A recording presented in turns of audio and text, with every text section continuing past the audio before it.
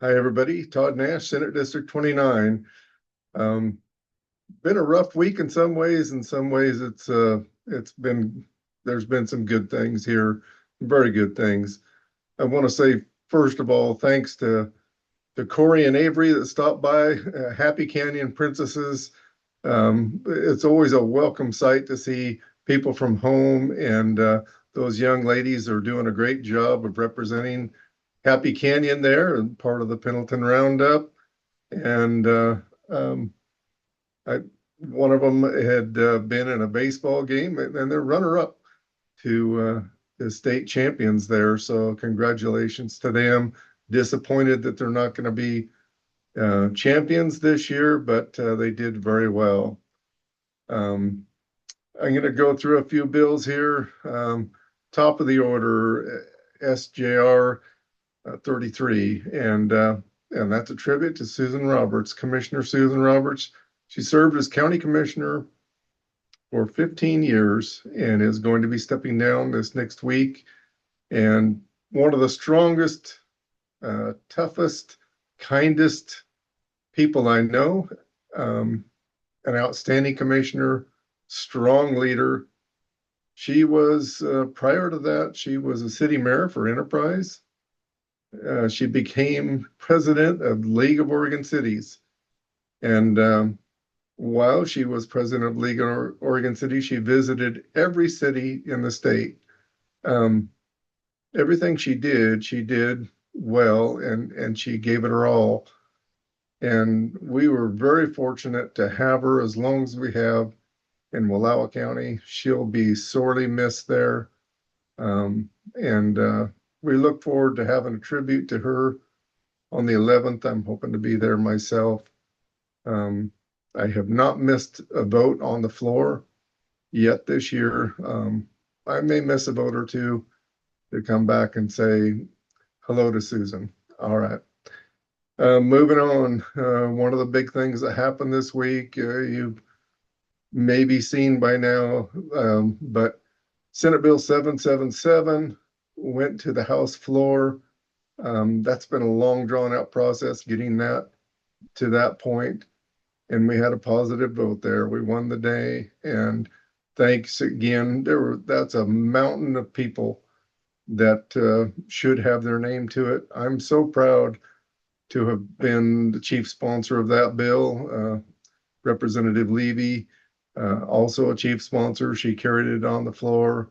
There were a number of people that spoke to it, both Democrat and Republican, and that's our win. That's a number of us that have worked on that. A large number of us that have worked. That's our win. So congratulations to all of you, whatever part you played. Lumber grading passed out of the House on the 29th. The T-bone steak is set to be voted on the 16th of this month, and looking forward to that. The brand program 1019, I thought we were going to get to it today, possibly. It is going to be up on the agenda fairly early on Monday, and so we look forward to that. There's some positive things that came out of there in the brand program. There'll be an opportunity to do self-inspections.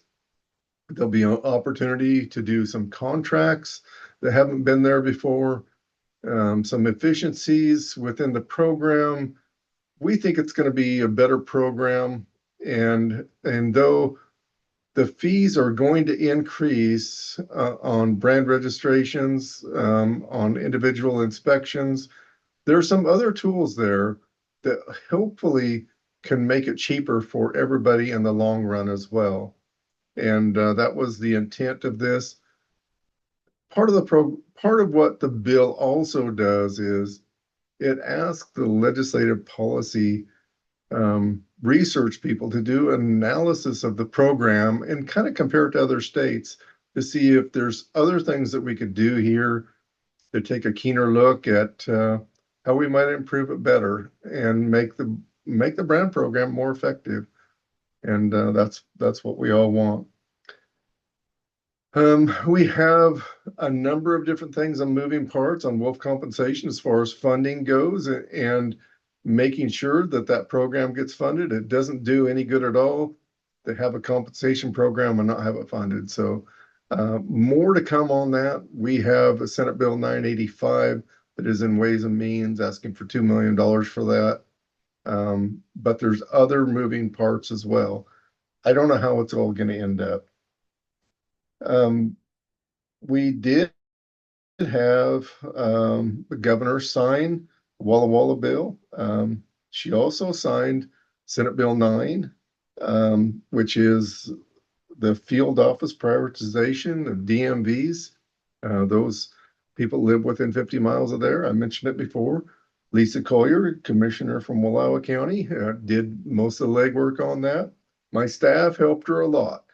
And but she learned through the process of taking on a bill, seeing it through to the end. She worked really diligently at it.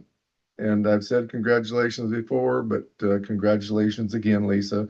Way to go. If you want to know how to move a bill through down here, talk to Lisa. Um, we have a number of things hanging out there still, in Ways and Means, but we've moved a lot of positive things. I'm going to talk about a few negative things as well. So Senate Bill 1153, that's a water bill, has to do with water transfers. There's a little snippet of me on Facebook and Instagram that shows kind of my disgruntledness, and it captures the moment there pretty well. But this was a bill that was dumped onto us in the middle of a busy session. And then we were asked to work it as soon as possible. It came to one of the committees that I'm vice chair of in the Natural Resource Committee, Senate Natural Resource Committee first, and we didn't have time to work it. And we were up against a deadline. And so I voted to move it out to rules. I couldn't have stopped it anyway, but I did in good faith that maybe we could work it over, get to a better spot. There's been some improvement on the bill and the narrowing of the bill, but I will tell you there's still some giant problems. And even though it will impact fewer people, if you're one of those individuals that's impacted, it's no fun.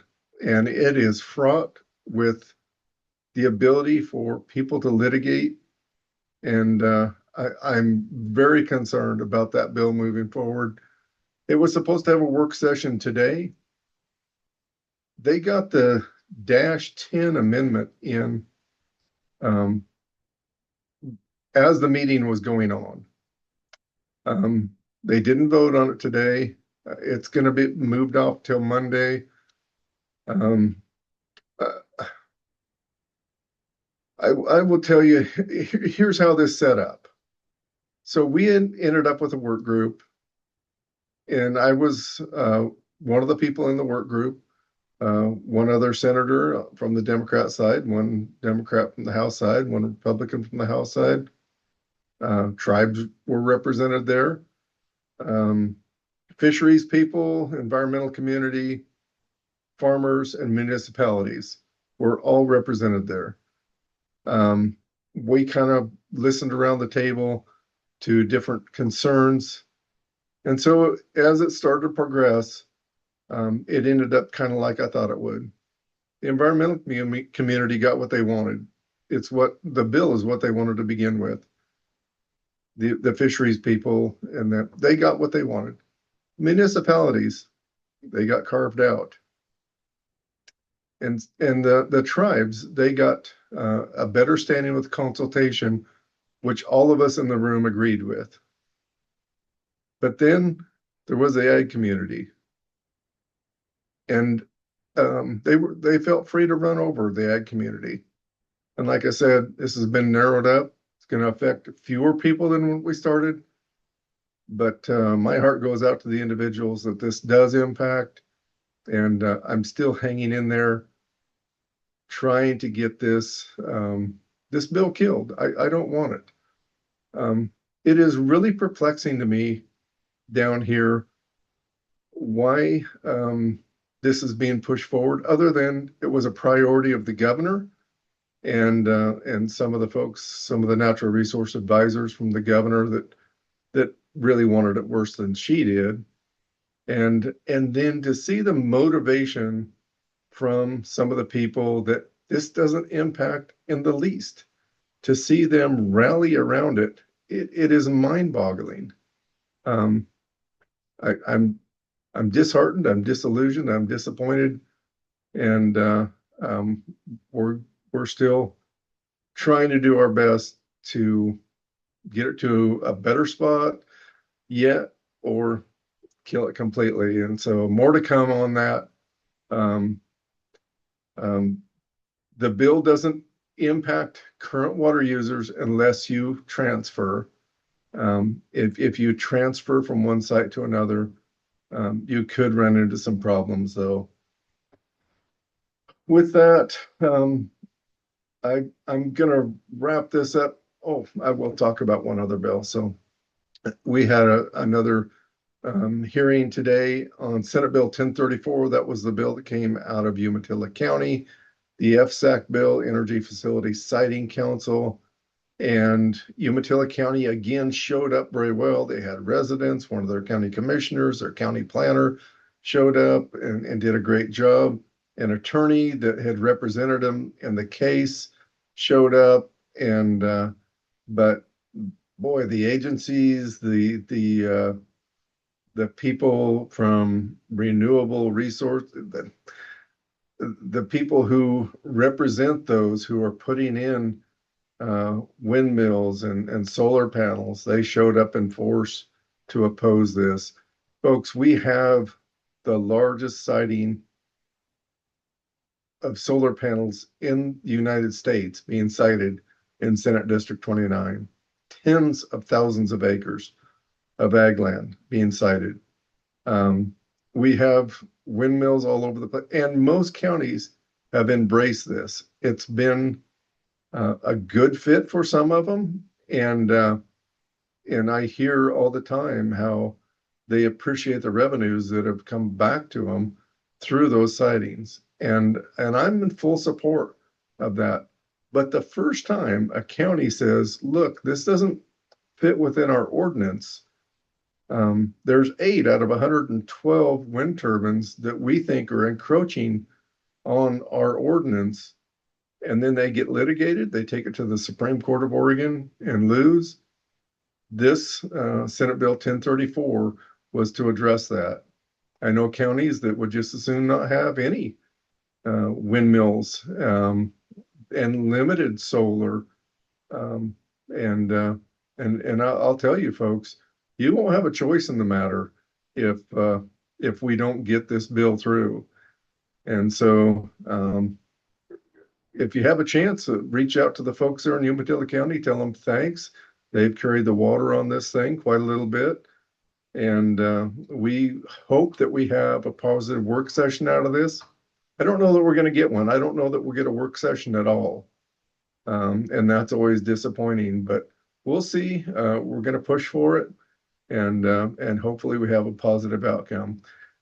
With that, folks, thank you so much for everything you do in your own communities, and we look forward to seeing you whenever you get a chance to get down here. All right, bye.